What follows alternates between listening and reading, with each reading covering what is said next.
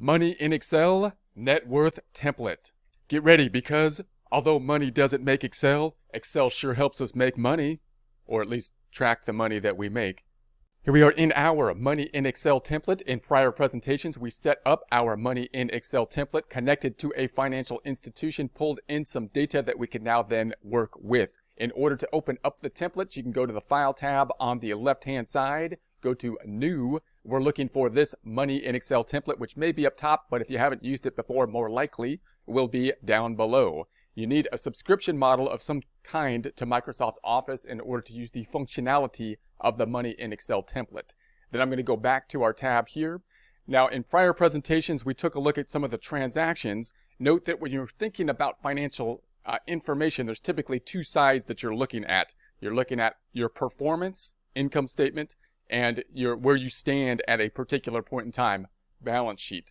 Now, oftentimes people are using this kind of information. They're pulling in this type of information possibly to look at performance, to look at budgeting, to look how they did last year, and possibly how to get information that they can help them to use for the tax preparation purposes. We looked at that in prior presentations. As we then took the transaction detail here, we categorized the transaction detail on the tab to the right, and then we used that information in multiple ways to basically make an income statement in multiple different types of tabs, which might be useful for us then if we are in a situation, for example, where we are at the end of the year. We're trying to pull out some of our data from our financial institution information to try to see how much is our business type of information from the personal information, and trying to carve out an income statement possibly for tax preparation at the end of the year. You might have similar needs for budgeting information. You might want to pull this stuff out for budgeting and so on. Anything like that is like a performance type of item. Then we have the balance sheet type of things. The reason people are not quite so concerned or don't have so much need for the balance sheet type of thing is because note that you can obviously go to the financial institution itself and they can tell you where you are at a particular point in time. So it's not really a big need to say, okay, how much money do I have right now? You can go onto your bank account and look at that. But it's more difficult to sort the activity of what has happened to meet certain needs, such as budgeting, such as planning, such as tax preparation. However, if you've got like multiple types of things like credit cards and loans and multiple types of institutions and whatnot, then it becomes more relevant to kind of pull it into a QuickBooks type of, a Excel type of thing here. Now, also note that this is different than like accounting systems, because if I was looking at QuickBooks or like a Wave accounting or any type of normal double entry accounting software, and I pulled in this data, for example, we're basically thinking about the data here. This would be like the bank data would be pulled in from the financial institution, and then we would have to use this bank data in a double entry accounting system in order to create both the balance sheet and then the income statement. So it's a little bit different than what we're talking about in Excel, because the balance sheet here, if we're looking at Excel, is basically going to be created from the endpoint of what is on the bank institution's side of things. We're just going to take their balances, we're just going to take their word for it and put it on the Excel side of things. In QuickBooks, we can't do that. We're not going to, when we do the connection to like banks, which you can do in QuickBooks, you're only pulling in the transaction detail so that then you can use the double entry accounting system to create the balance sheet and then double check your balance sheet to what is on the financial institution with things like a bank reconciliation. So note there's a disconnect. We're not using the double entry accounting system in Excel, so it's a great tool for us to kind of pull the information together in one place to see what the financial institution is doing. But it's not like a double entry accounting system like we're actually creating it on our side of things. So again, it has its purpose. It could be a great tool to have, but it's different than the full double entry accounting system that you would have on like a QuickBooks type of thing. So it just depends on what you need it for. If you just need it for personal finances, possibly fine. If you just need a small like Schedule C that we talked about how to make it, maybe carve it out here, and you don't need a full double entry accounting system, then fine. But if your business income gets larger, then you probably do want a full double entry accounting system to double check the data using the double entry accounting system. That's a huge internal control. And so that's kind of the trade-off. So that widget then is going to be on the right hand side at this point in time. So I'm in the transactions tab, and then on the right hand side I'm in the templates tab now. So this is going to be like a custom template that they provide for us, and we have a couple here. We got a budgeting one and a net worth one. So a net worth would basically be like assets minus liabilities, and all it's going to do here is pull the information from the financial institutions. And you might have multiple things. You might have like a mortgage on it. You might have, you know, bank savings account, brokerage accounts. You might have multiple institutions, and then they could kind of pull that into one Excel worksheet, which could be nice. So let's go ahead and add the worksheet here. Calculate your net worth across your accounts. Net worth is one measure of financial well-being. It's simply what you have, assets minus your liabilities. So assets minus liabilities according to, of course, the financial institutions that they're connected to. If I go through this little questionnaire, assets, what you have. Assets are things that you own, have value. This includes cash, investments, land, a house, cars, and more. So obviously the assets, again, are the good things. Those are the things we have.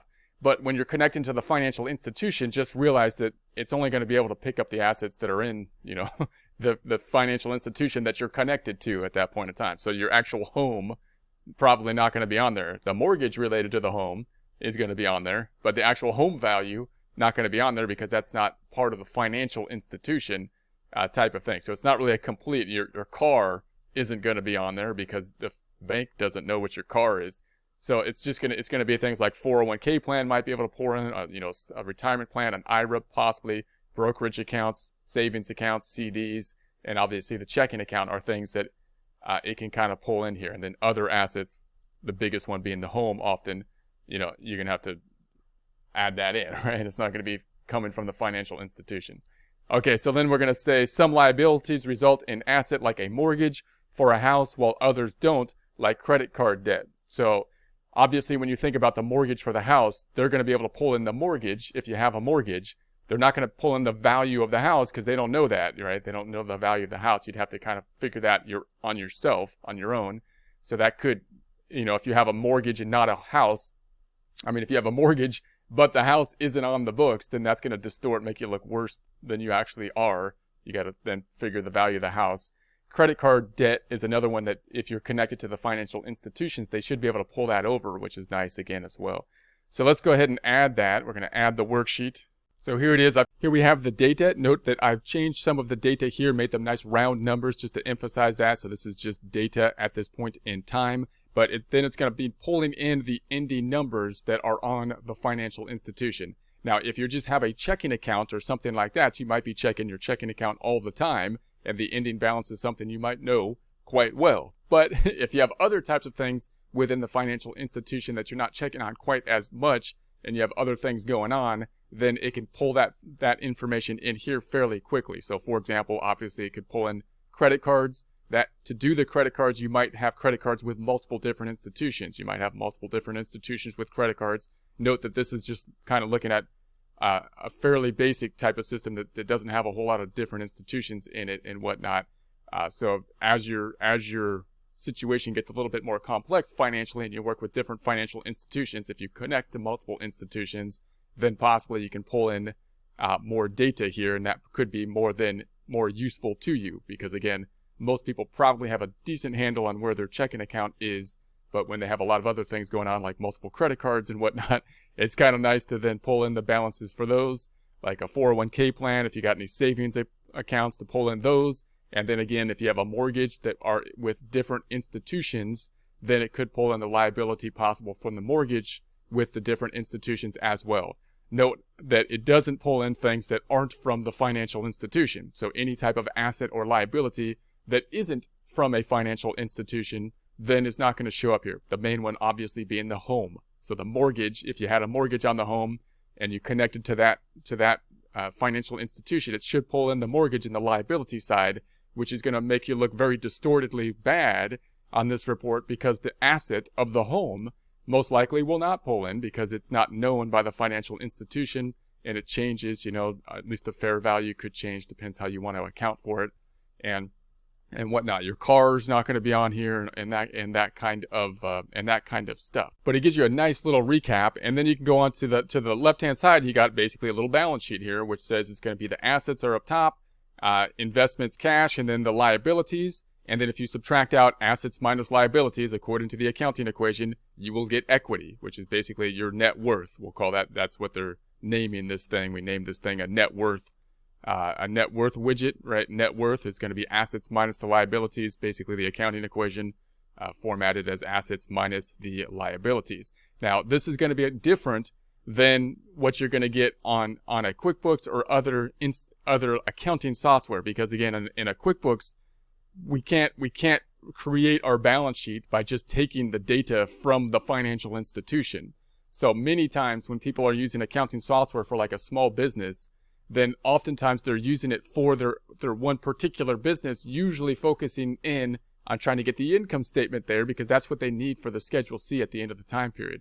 And they may not be valuing then the balance sheet side of things as much or being as accurate on it. And even if they are, you're really oftentimes breaking out the business information, looking at the balance sheet on the business side of things, rather than the personal side of things.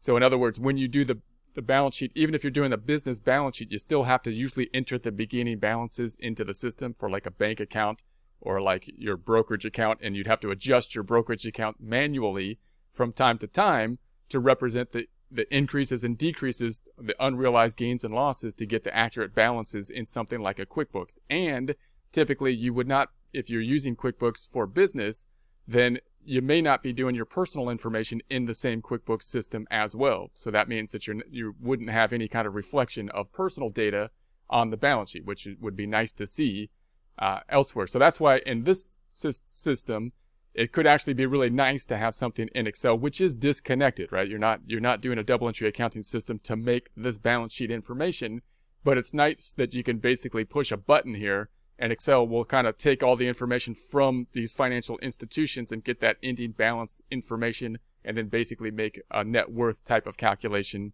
that would look something like this. And if your financial situation gets more complex, that could be quite useful. You might use this basically for this functionality, and then if you wanted to get it more advanced on your business side of things, then possibly use a QuickBooks or some other kind of accounting system to track the business information for the business side of things, so that you can focus in your accounting software on the business side of things possibly, or something like that. But just note this balance sheet is how it gets put together here has nothing to do with the transaction detail on this tab. This transaction detail is not being used to create the balance sheet over here. It's just data that's being pulled at this point in time from the financial institution ending balances. And again, most accounting software doesn't pull in the ending balances from financial institutions. So this is a neat tool to have.